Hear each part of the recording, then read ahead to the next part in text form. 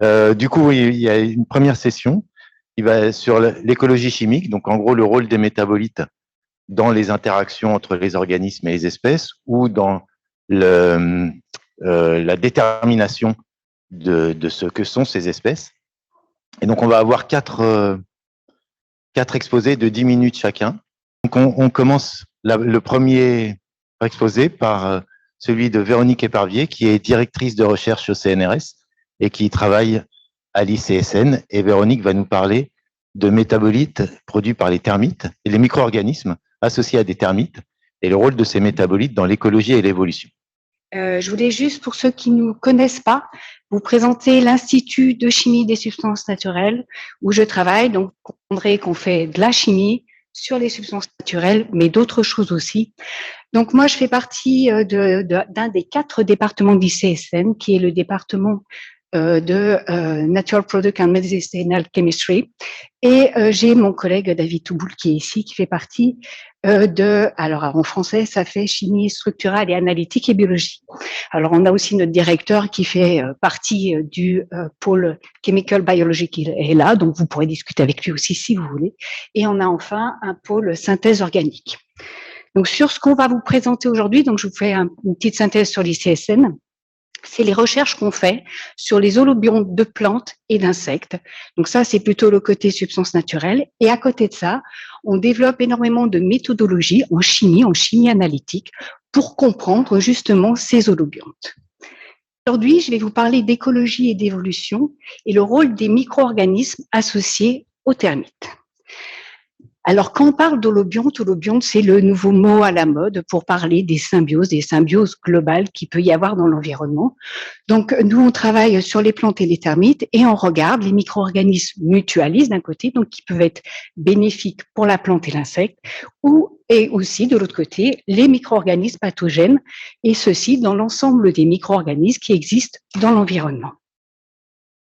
Alors moi, au départ, je me suis intéressée aux insectes sociaux.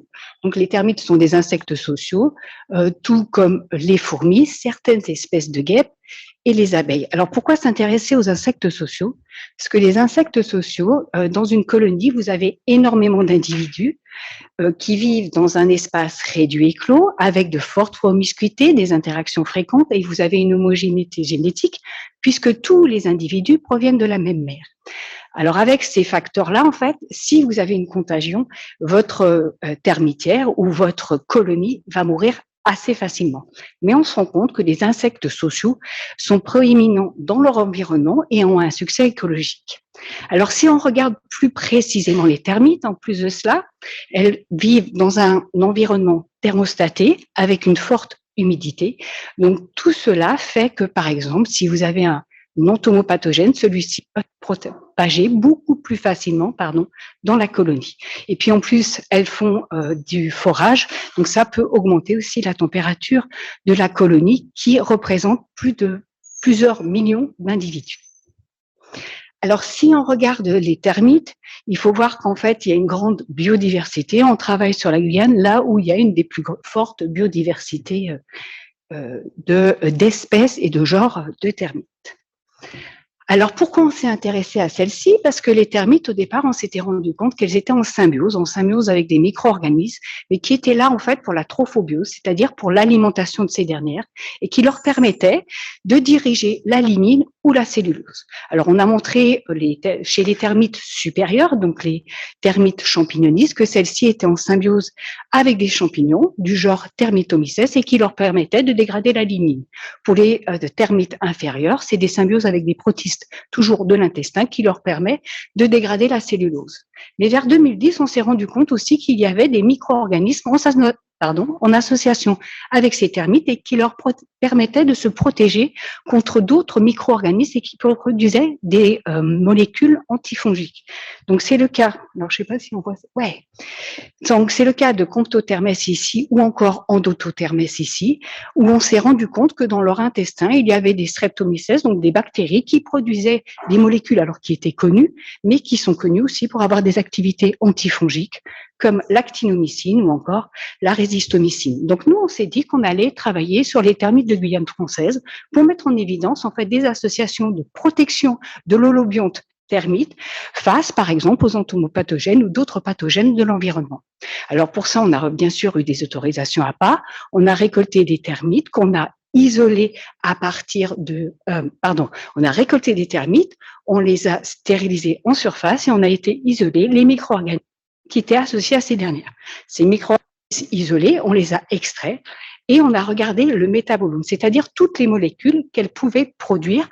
Alors tout d'abord en conditions de laboratoire, et on veut essayer de voir le rôle putatif de ces métabolites. Alors je vous présente aujourd'hui un seul exemple parce qu'on en a fait beaucoup, on a travaillé sur beaucoup de souches et d'extraits de souches. Et là, je vous parle de Pseudolachéria boydii, qui est une souche qui a été isolée à partir de termites du genre Nasutitermete. Donc, à partir de ce micro-organisme, on a extrait le métabolome et à partir de ce métabolome, on a pu isoler des molécules type thyrochérine. Donc, ça, c'est une molécule connue pour être antifongique, mais aussi de nouveaux analogues. On a isolé aussi de l'ovalicine, qui sont des composés cytotoxiques, et de nouveaux analogues. L'absorotine qui est connue pour être antibactérienne, et enfin des dimères d'ovalicine thyrochérine et d'ovalicine ovalicine. Alors on s'est dit c'est bien, on a des molécules qu'on a isolées à partir d'une souche, mais à quoi sert cette souche? Ce qu'on s'était rendu compte, c'est que lors de notre collecte sur uniquement 12 nids de termites, on avait quand même pu isoler 6 souches du genre Pseudoalcharia. Alors là, vous avez Cedosporium, c'est juste la forme asexuée de Pseudoalcharia. Donc on s'est dit, il doit y avoir quand même une relation entre ces micro-organismes et les termites qui le portent.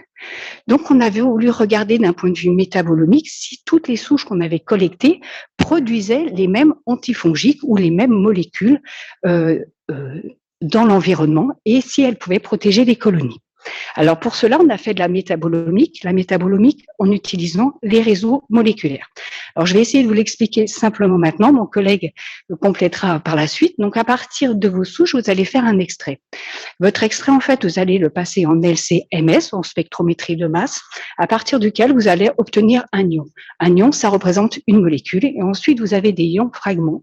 Et en fonction de la similarité des ions fragments, vous pouvez savoir si des molécules ont une structure proche ou pas. Et ainsi, vous obtenez des réseaux moléculaires que vous pouvez en fait, alors là, un point, c'est une molécule, et un cluster, en fait, ça veut dire des molécules très proches ou qui se ressemblent. Donc, vous pouvez regarder, en fait, si vous avez des molécules qui appartiennent à des extraits actifs ou des molécules qui appartiennent tous à des souches du même genre. Donc, nous, ce qu'on a fait, en fait, c'est qu'on a pris nos 4 souches de Pseudalcharia et on a regardé si elles produisaient toutes les mêmes molécules, puis on avait nos molécules de référence. Donc, on s'est rendu compte qu'elles produisaient toutes, par exemple, mais en quantité différente, des thyrochérines ou encore de la valicine, et on a aussi découvert de nouveaux analogues que l'on peut annoter. Alors maintenant, ce qu'on a fait aussi, c'est qu'on a fait la génétique complète de ces souches pour regarder les voies de biosynthèse et comment ces voies de biosynthèse ont évolué en fonction des termites sur lesquels elles ont été isolées. Alors, le dernier point qu'on a fait, c'est que là, on est en conditions de laboratoire et on voulait savoir dans l'environnement ce que ces souches produisaient. Donc, vous avez d'un côté les souches mutualistes qui vont protéger l'insecte, mais de l'autre côté, en fait, dans l'environnement, vous avez les entomopathogènes qui vont attaquer l'insecte et qui vont le détruire. Et puis, il y a une compétition entre vos souches mutualistes et l'autre côté, votre souche entomopathogène. Donc, on a utilisé un entomopathogène généraliste qui est Beauveria bassiana et on l'a mis en compétition avec nos souches différentes de Pseudolachéria. Alors, on a regardé en fait quelles molécules étaient produites sans ou en présence du Pseudolachéria et en fait quelles molécules allaient ici être excrétées dans l'environnement lors d'une compétition. Alors, ce qu'on a pu mettre en évidence, là en fait c'est en bleu, c'est uniquement lors de la confrontation et en rouge, c'est dans la zone de d'inhibition, c'est qu'on avait une surproduction de thyrochérine mais aussi d'ovalicine.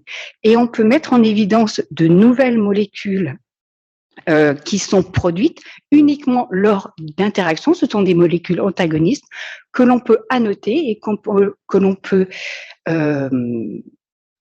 non pas isoler, mais comprendre qu'elles sont présentes dans le métabolome sans aller forcément les isoler. On peut les identifier. Alors, ce qu'on a regardé après, c'est ce qu'on cherche à faire, en fait, et c'est un projet avec Jérôme qui a été à moitié financé par le LABEX, c'est de regarder, en fait, la fréquence de l'occurrence des pseudo-Alcherias chez les termites. Donc, pour ça, en fait, on a été isolé d'autres termitières, d'autres micro-organismes sur les termites, et on veut savoir, en fait, quand il y a pseudo-Alcheria dans une termitière, est-ce qu'elle produit toujours des composés antifongiques?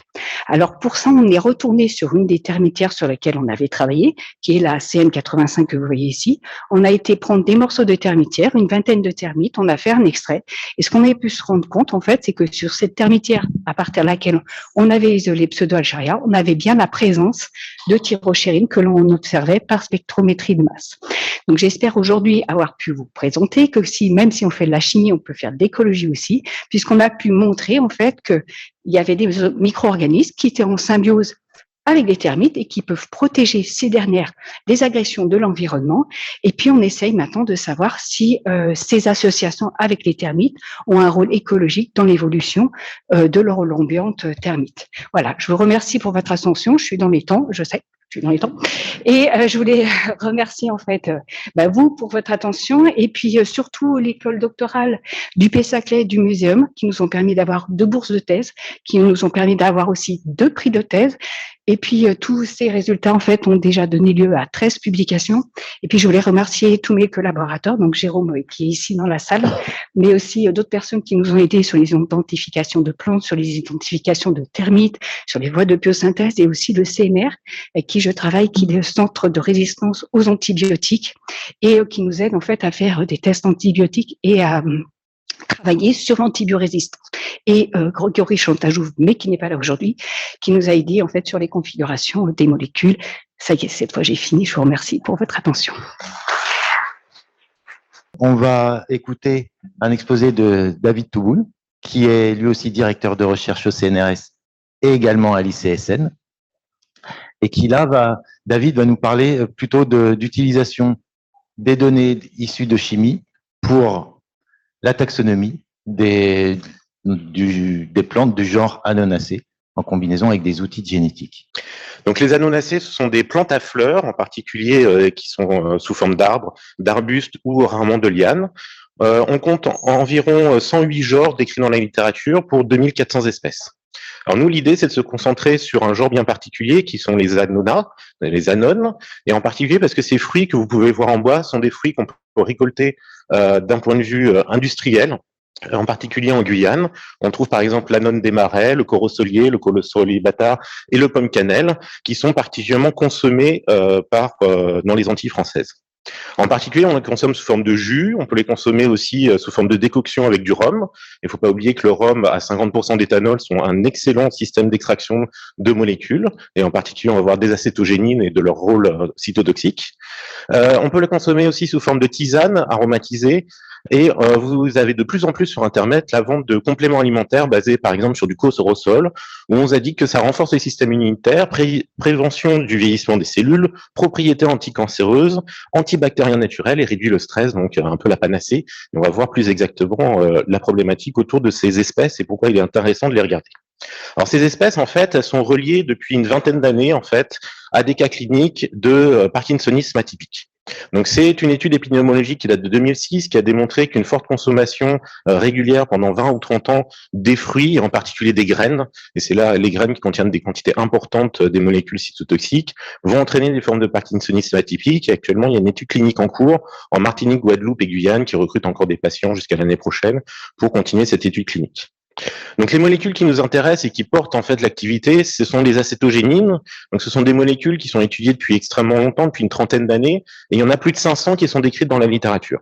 Alors ces molécules, c'est des molécules qui contiennent 35 à 37 atomes de carbone, qui vont être fonctionnalisés à droite par une gamma-méthylactone et au milieu par un certain nombre de groupements oxygénés qui vont conduire à la grande variabilité en fait des structures. Ça peut être des structures avec, comme à gauche je vous ai présenté, avec un THF, avec des bis THF, avec des formes époxydes, les époxydes étant sur ces molécules extrêmement stables. Et donc c'est une collaboration qu'on a depuis une quinzaine d'années avec le professeur Pierre Champy de la faculté de pharmacie de Châtenay-Malabry, qui est maintenant sur le plateau de Saclay. Donc, en termes d'échantillonnage, on est parti d'abord sur une pomme cannelle qu'on a achetée sur le marché de Cayenne, donc quelque chose qui est relativement simple et accessible. Et puis une deuxième qui est une anone qu'on a trouvée en fait dans le jardin de l'Institut Pasteur à Cayenne, juste derrière l'Institut. Et donc, on a pu récupérer en fait ce fruit qui a été un peu difficile à identifier d'un point de vue morphologique, puisque vous avez des traits morphologiques qui ressemblent à Annona squamosa, d'autres à Annona cherimolia. Et en faisant un peu de littérature, on a pu identifier en fait une Atemoia, qui est le croisement des deux espèces. Alors, je remercie la personne qui a en fait coupé l'arbre pour nettoyer le parking, puisque maintenant on ne peut plus rééchantillonner l'arbre, mais nous avons pu obtenir des feuilles et des fruits l'année dernière.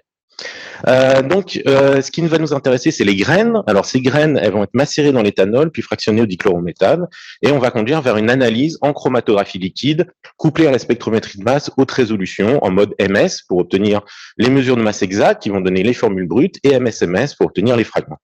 Alors, le système qui est utilisé à l'ICSN, c'est un système qui a été financé par l'ANR et le DIM, c'est-à-dire le domaine d'intérêt majeur qui s'appelle matériaux anciens et patrimoniaux de la région Île-de-France. Alors, ce système, il va permettre de générer un certain type d'analyses qui sont des analyses qu'on appelle en data dépendant. Donc, c'est des analyses où, dans un premier temps, on enregistre un spectre haute résolution qui nous permet d'accéder aux formules brutes, qui est déjà une information extrêmement importante sur nos molécules. Puis, séquentiellement, on va fragmenter les 4 ions les plus intenses pour devenir des fragments. Et ces fragments sont caractéristiques de la structure de la molécule. Et donc, en 1,2 secondes, on obtient une information de mesure de masse exacte et de 4 fragmentations. Donc, vous voyez que tout le long d'un chromatogramme qui peut aller jusqu'à 30 minutes, on va avoir des milliers d'informations MSMS qu'il va falloir organiser et annoter. Alors déjà, si on regarde simplement les profils, on voit assez rapidement que sur nos 2 anones qu'on a obtenus, on a des profils relativement différents, déjà extrêmement riches, on a beaucoup de pics chromatographiques, mais différents qui permettent déjà de différencier les 2 espèces. Et en utilisant les outils de réseau moléculaire, qui sont ces outils qui permettent de classifier l'information MSMS par similarité spectrale, cette similarité spectrale étant directement reliée à la similarité structurale des molécules, on va pouvoir classifier les données. Et donc ici, on va retrouver un certain nombre de composés, en particulier des alcaloïdes qui sont bien connus pour être présents aussi dans les anones. Et puis sur le groupe 8 qui sont entourés en rouge, les acétogénides. On voit immédiatement qu'en colorant ces nœuds, c'est-à-dire chacun des spectres en fonction de leur présence ou absence au niveau de chacun des anones recueillis, on voit qu'on très clairement, on peut les différencier graphiquement de façon extrêmement simple. Alors ça, c'est très bien, c'est-à-dire dans un premier temps, on arrive à les différencier. D'un côté, morphologiquement, elles sont déjà différentes. Et puis, il va falloir chercher des références. Et ça, c'est toute la problématique, c'est d'avoir des références qui sont fiables. Donc, on s'est un peu gratté la tête, on a étudié un peu les différents partenaires qui pouvaient nous offrir ces références. Et ce qui nous a permis, ce qui nous a semblé exactement recueillir tous les prérequis pour obtenir des bonnes références, c'était l'herbier IRD de Guyane. En particulier, dans l'herbier, on a des collections extrêmement riches, avec ces planches qui sont parfaitement conservées à l'herbier et qui vont nous permettre d'être nos références sur nos différentes molécules. Alors, qu'est-ce qu'on a pu faire grâce aux collègues de l'herbier? C'est d'avoir accès à la collection sur les anones, de pouvoir les prélever. Ici, vous avez une planche d'herbier qui date de 1987, donc il y a plus de 35 ans. Et la question, c'est est-on capable déjà de retrouver les acétogénides dans ces planches d'herbier? On va récupérer des tout petits morceaux de feuilles pour limiter le prélèvement. On est à moins d'1 cm² prélevé, on est typiquement à quelques millimètres carrés de prélèvement. Une extraction dans le méthanol à part ultrasons, donc quelque chose d'extrêmement simple, et analyse avec nos outils d'analytique particulièrement performants. Et là, on voit que sur 2 planches d'herbier d'Annona squamosa, on est capable de retrouver des profils totalement similaires et d'avoir une excellente corrélation par rapport à la littérature en termes de composition des acétogénides majoritaires recherchés dans notre mélange. Donc effectivement, les planches d'herbier, même après 35 ans de conservation, contiennent encore ces molécules intactes et sont un point de référence extrêmement important. Alors sur certaines planches d'herbier, ici sur Annona glabra, on a la chance aussi de posséder des fruits qui sont séchés. Donc on peut se dire en plus c'est un matériau normalement qui devrait être particulièrement abîmé. Et ce qu'on a pu prélever, c'est une graine unique au niveau du fruit. Donc on prend cette graine, on la broie, on l'extrait, et voilà typiquement au niveau des feuilles ou des graines le genre de résultat qu'on peut obtenir. Donc les 2 Annona squamosa en haut avec des profils similaires, les 2 Annona glabra prélevés avec des profils similaires, et l'Annona montana et 2 Annona muricata, et on va discuter un peu plus tard de ces profils. Alors si on regarde Annona muricata et Annona montana, vous voyez que les 2 profils sont extrêmement similaires. Et quand on est allé regarder les planches d'herbier, la seule différence, en fait, c'est d'essayer d'identifier ces planches d'herbier à partir de la morphologie des feuilles. Et si vous regardez en haut Annona montana et en bas Annona muricata, c'est relativement difficile de les différencier. Donc, probablement qu'il peut y avoir aussi des problèmes de classification ponctuels sur certaines planches.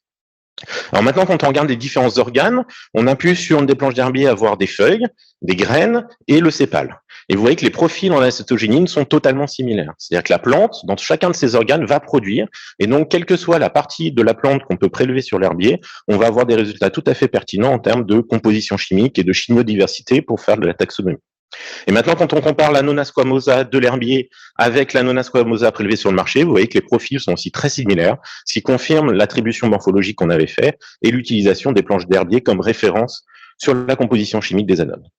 Alors, dans le cas d'Atemoia, vu que c'est un mélange, c'est un croisement entre Cherimolia et Squamosa, on a certaines parties du chromatogramme qui sont totalement similaires avec Annona squamosa et d'autres parties qui sont complémentaires parce que probablement qu'en hybridant les deux fruits, on obtient une espèce qui va avoir une diversité chimique beaucoup plus grande, qui va être probablement la compilation en fait des deux systèmes de production des acétogènes. Alors nous, ce qu'on s'intéresse aussi au laboratoire, c'est d'aller vers l'analyse structurale fine. Vous voyez que ces structures, par exemple en haut, vous avez l'anonacine, qui est une des acétogénines les plus décrites dans la littérature. Vous voyez que la structure est relativement complexe. On a des fonctions hydroxyles le long d'une chaîne carbonée, on a un THF, un gamma-méthylactone. Et si on prend les molécules cationisées au sodium ou les molécules protonées, qui sont classiquement formées par électrospray en spectrométrie de masse, on a extrêmement peu d'informations, qui va se limiter en général uniquement à des pertes d'eau. Donc c'est bien, on peut compter le nombre d'oxygène, mais on l'a déjà par la formule brute.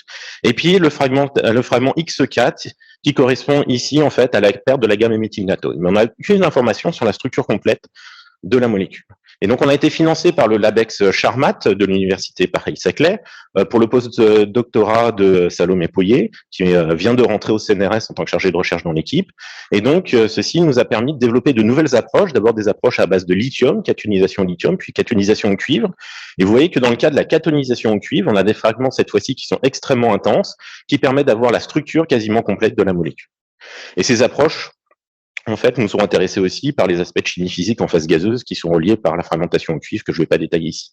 Et pour finir, sur la partie génomique, on s'est intéressé à la biosynthèse des acétogénines.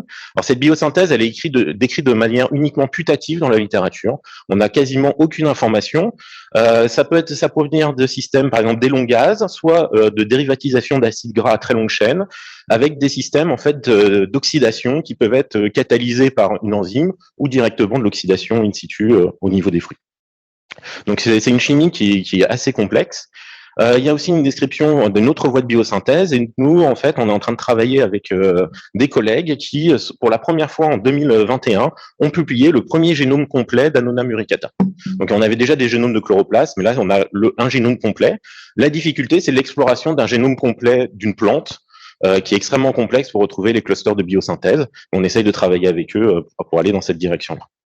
Donc, je voudrais remercier tous les partenaires du projet, les gens en interne à l'ICSN, la collaboration extrêmement fructueuse avec l'herbier de Guyane, la partie génomique, du sourcing avec Yannick Estevez. Et je voudrais remercier pour votre attention.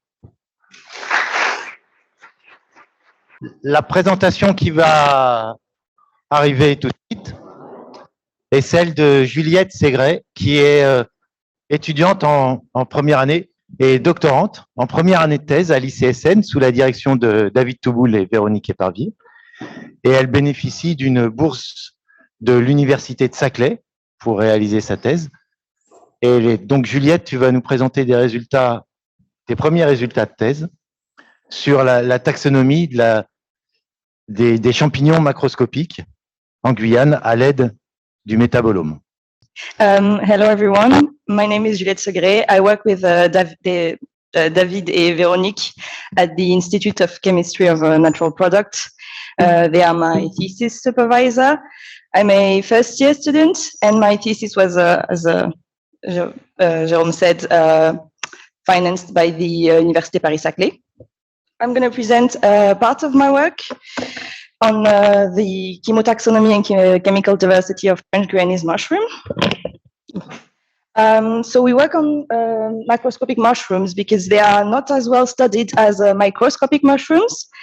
And because we want to study the diversity, obviously French Guyana is a very great choice for that. The way we are going to work is we work on three types of compounds. Volatile compound, primary metabolites, so protein and lipids, and specialized metabolites, so secondary metabolites.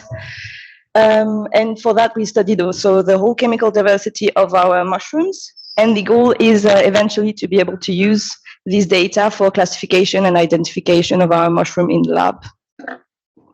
So in order to do our work, we have to do samples collection, which we did on the past 3 years at different spots in French Guiana. This sample collection landed us with 214 samples, which I morphologically identified. And, we saw 14 different phylogenetic order, which were around 50, we identified around 50 to species level or closest species possible. And we have about 99 different species. Today, because I'm only going to present part of the work I'm doing, I'm only going to talk about one of the collects we did, which was in June 2022, so a few months ago. And we collected 68 mushrooms. We collected mostly agarical, which you're going to see later in the study. So we use mass spectrometry for our work. We have 3 techniques: MALDI-TOF for the primary metabolites, Headspace GCMS for the volatile, and LCMS-MS for the non-volatile. I'm going to talk about the volatile today, so only GCMS. The smell of mushroom is actually a criteria for morphological identification, which is why we have decided to try this. And studies have shown in the past that volatile compound composition of mushroom can help separate very closely related mushroom species like truffle. So we are going to use this technique and solid phase microextraction for this study. Solid phase microextraction is a GCMS technique that does not require to extract anything before the analysis. We can do it on solid samples. So we do it on fresh whole mushrooms. It's a fiber that is going to absorb any volatile compound and dissolve them into the GCMS to be analyzed. So we worked on 28 specimens that we sealed in vials in June 2022, so on the field. For those 28 specimens, we identified 9 different phylogenetic order, mainly agarical, as I said. Before we do our work, we had to optimize a technique that allowed us to get profile, which we did on frozen mushroom. For the treatment of SPME compound, we have 3 pre-treatment techniques that we have to optimize, which is the fiber exposition time, which is going to affect the amount and also the nature of compound you're going to be able to detect. We have to try to preheat or not the sample. The main, I don't have the word. The main problem with the preheating of the sample is that it's going to degrade the mushroom, which is going to not allow us to reuse it later. And then we tried 2 fiber composition. The fiber composition is going to affect the type of compound you can detect. So it is very important to choose the right fiber for this. So we worked on the optimization. As you can see, you have up there the very first chromatogram we got in GCMS, which we had no signal at all. And the second one we got, this is only 5 minutes exposition to the fiber, and it's a 100 micrometer PDMS fiber. And this is 15 minutes and DVD carbide fiber, and we preheated the sample. So we settled on this technique for file to be good as it. And a gradient that we could detect were alcohol in purple, benzene's derivative in yellow, and sesquiterpenes in green. But we detect a lot of other compounds. So to show you the data and pre-treat and identify our compound, I use a non-analysis, which is a manufacturer's software. And I did the matching with the NIST database, which has a fragmentation spectra, which you can match with your fragmentation spectra in GCMS, identify the compound in your samples. Classify the compound, which you can see here. And I can represent the main chemical classes. So on the left here, you have the chemical classes according to normalized identity. And here you have the number of compound in each classes. So if you look at the purple, that's carbonyl. No, that's alcohol, sorry. And you can see we have, no, that's one. We have not that many alcoholic compounds, but in intensity, they are very present in our sample. So we have very few alcohol that are very intense.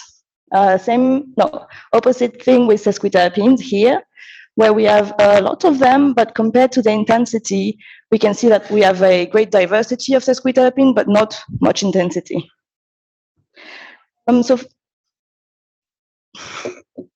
for each classes, I compared the same way, but separated into phylogenetic order.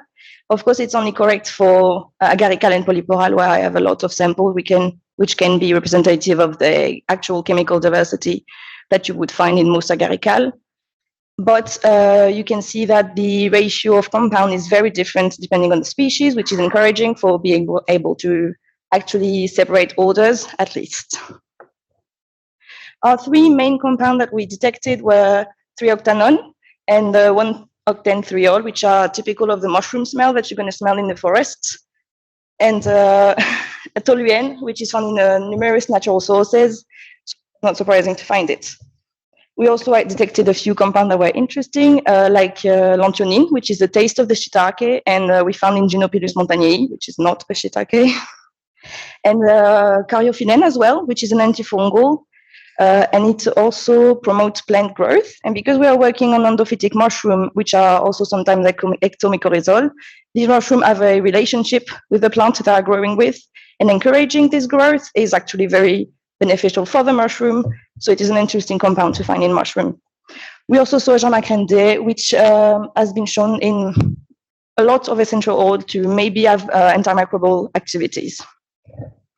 Because do a classification of those mushrooms. We tried a PLSDA, but we saw no separation of our groups that we tried, so mainly agarical and polyporal, which are the most numerous ones.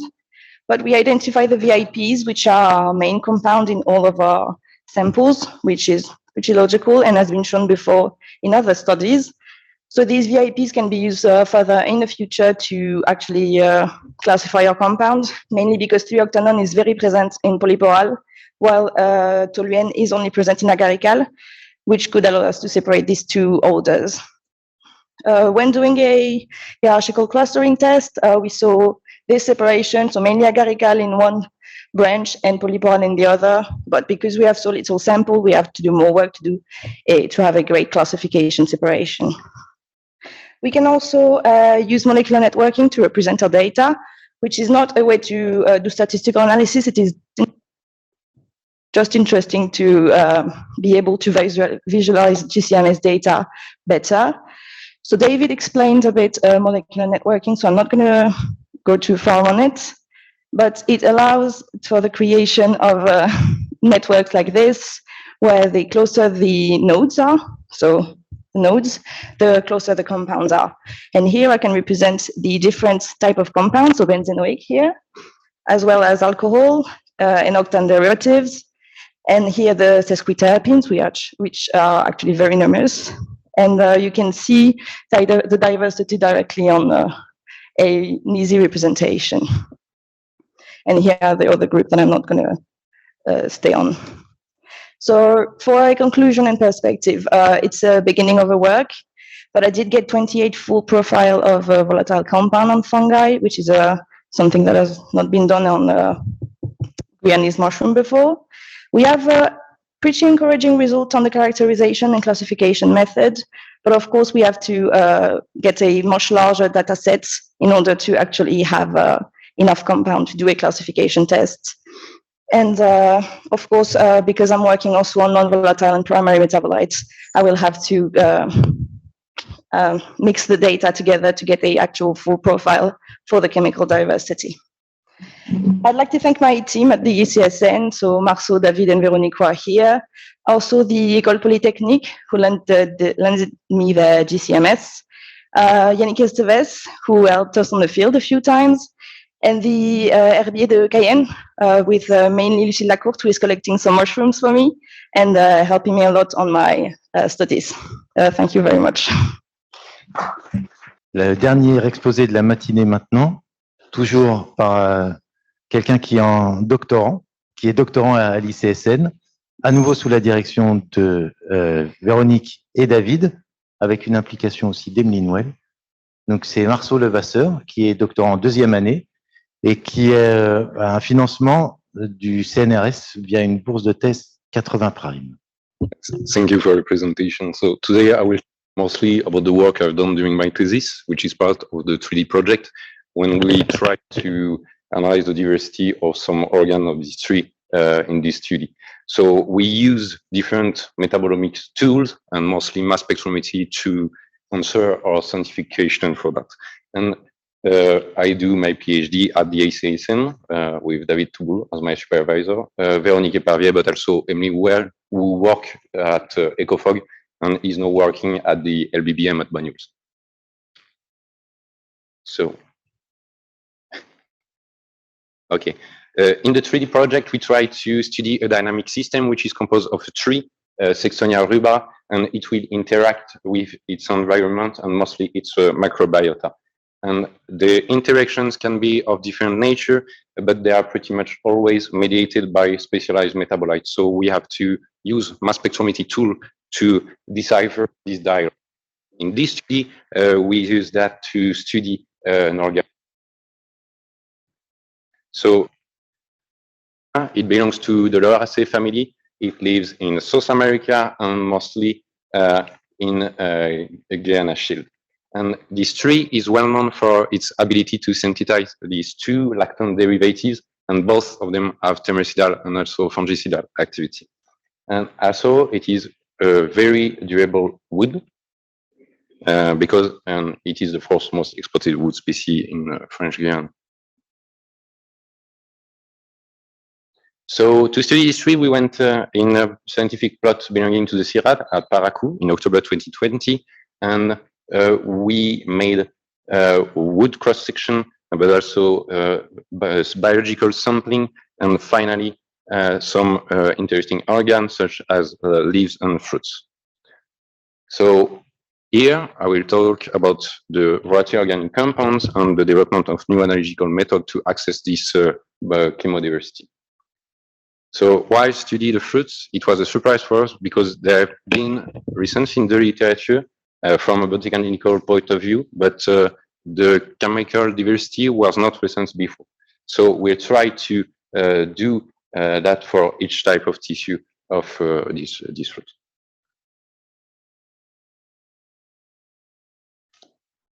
Okay, so for the first process, we dry the fruits, we grind them after that. We obtain the first sample, which is a fruit powder, and then we submit the fruit powder to an hydrodistillation process to obtain an hydrolate, which is an essential oil largely diluted in water. After that, as Juliette told you, we can analyze the volatile organic compound thanks to GCMS techniques, and we will see that briefly. Okay, so here we have two chromatograms, one which represents the chemical diversity of the fruit powder, and the second one with the hydrolate. As you can see, we mostly have some differences from the monoterpenoid class since the hydrodistillation process and hence the signals corresponding to monoterpenoids. Also, the sesquiterpene and sesquiterpenoid are the most abundant or the most diverse compound found in the two type of sample. As Juliette told you, we can explore the chemical diversity thanks to new methodology that has been developed at the laboratory, thanks to molecular networks where we can reference all the different molecular families. The novelties of this work is our new ability, thanks to measure software, to query private databases that was not possible before. From an ecological point of view, some compounds are reasons for their promoting growth factor. So it is always interesting for fruit to promote its own growth. For also, there is alpha copine and beta bisabolin, which are affected for different arthropods and favors their reproduction where the volatile organic compounds are emitted. In a second time, we wanted to explore another type of molecular family, which are specialized metabolites but non-volatile distant. And for that, we use the different process. So we have to macerate our plant material in ethyl acetate to cover a large gamut of metabolites, and finally extract the crude extract thanks to another methodology. And then we have to use the replication techniques And for that, we have access to liquid chromatography and mass spectrometry tools. So after that, we obtain data that we can pre-process thanks to Enzyme-2 software and different methodology that has been published in our lab. At the final, we have this molecular network, as I told you before. This is based on spectral similarities, and we can query databases to annotate the molecular diversity. Here we have 3 different tissue corresponding to the mesocarp, endocarp, and the epicarp of the fruits, and we mostly find flavonoids, for example, in the mesocarp and also in the epicarp.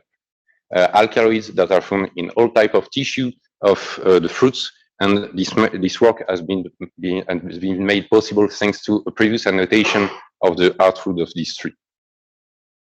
Also, we are able to find another type of compounds such as glycosylated ones, like lipids, and the 2 lactone derivatives, as I told you before, in the different tissues of the fruit. And finally, we wanted to explore the chemical diversity as near as possible as the natural condition. So for that, we had to develop methodologies to analyze the chemical diversity, but in situ. So for that, we use mass spectrometry imaging, and in this case, we use a methodology which is called MALDI, for matrix acyclic laser desorption ionization, where we will make thin layer of a sample, and we'll put some matrix, which are small molecules, and after a shot with a laser, it will transfer this energy to the analyte, and we can analyze the ions generated. So we can have different mass spectra for each laser shot on our tissue. After that, we can reconstruct the whole tissue for each pixel corresponding to a mass spectra also. And finally, we can interrogate our data if there is some ions or molecules that are only found in a specific tissue of the sample.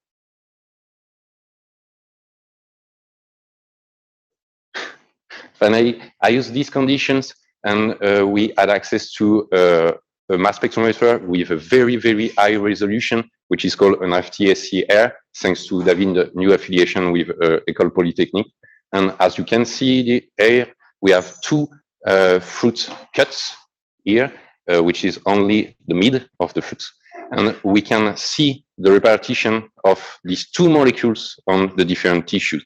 As you can see there, we were able to detect rubrinolide potassium adducts and rubrinolide potassium adducts in the mesocarp, also in the endocarp, in the lowest, with low intensities, but not in the seed, which is not coherent with our previous analysis.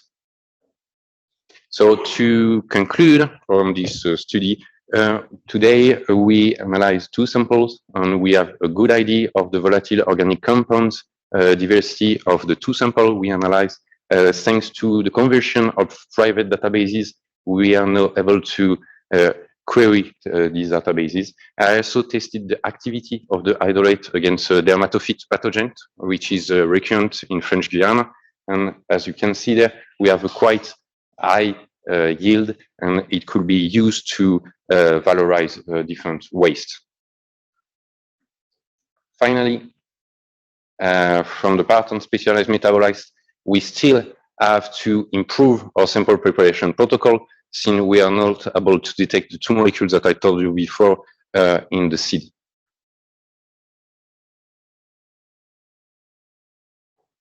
Finally, I would like to thank all the people that I work with, and especially all the people belonging to the 3D project, all the people that welcome me in the lab to make different type of experiment, the scientific committee to let me talk about my work today, and also the CNRS for the funding of my thesis. And thank you for your attention. Thank you.